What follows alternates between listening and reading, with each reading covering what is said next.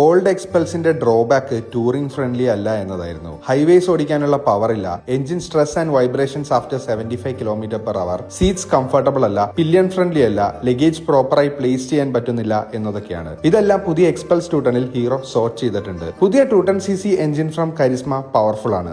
എനിക്ക് personally feel ചെയ്തത് 100-110 km/h വരെ സ്വീറ്റ് സ്പോട്ട് ആണ്. ഒരു വൈബ്രേഷൻ ഇല്ലാതെ ഹോൾ ഡേ ഈ സ്പീഡിൽ ക്രൂസ് ചെയ്യാം. 130 km/h വരെ ഈസി ആയിട്ട് അച്ചീവബിൾ ആണ്. ടോപ്പ് സ്പീഡ് ഒരു 143 km/h വരെ ക്ലോക്ക് ചെയ്യാം. 6 സ്പീഡ് ഗിയർ ബോക്സ് ആയതുകൊണ്ട് റൈഡ് റിലാക്സ്ഡ് ആണ്. സ്ലിപ്പർ ക്ലച്ച് ഉള്ളതുകൊണ്ട് റൈഡ് ചെയ്യാനും കോർണർ ചെയ്യാനും ഒക്കെ ഒരു പ്രത്യേക ഫീൽ ഉണ്ട്. പഴയ എക്സ്പൾസ് പോലത്തെ ഒരു റൈഡ് ക്യാരക്ടറെ അല്ല 210. റൈഡർ സീറ്റ് കംഫർട്ടബിൾ ആക്കിയിട്ടുണ്ട്. 150 km ഞാൻ ഓടിച്ചു and it was super comfortable. Pillion സീറ്റും ഓൾഡ് എക്സ്പൾസ് വെച്ച് ഇംപ്രൂവ്ഡ് ആയിട്ടുണ്ട്. ചെറിയ റൈഡ്സ് ഒക്കെ പില്യൺ ആയി പോകാം. ലോങ് റൈഡ്സ് ഞാൻ റെക്കമെൻഡ് ചെയ്യില്ല പില്യൺ വെച്ച്. കുറച്ചുകൂടി പില്യൺ സീറ്റ്സ് ബെറ്റർ ആക്കാനുണ്ട്. ഡുവൽ ചാനൽ ABS ആയതുകൊണ്ട് തന്നെ ബ്രേക്കിംഗ് കോൺഫിഡൻസ് ഇംപ്രൂവ് ആയിട്ടുണ്ട്.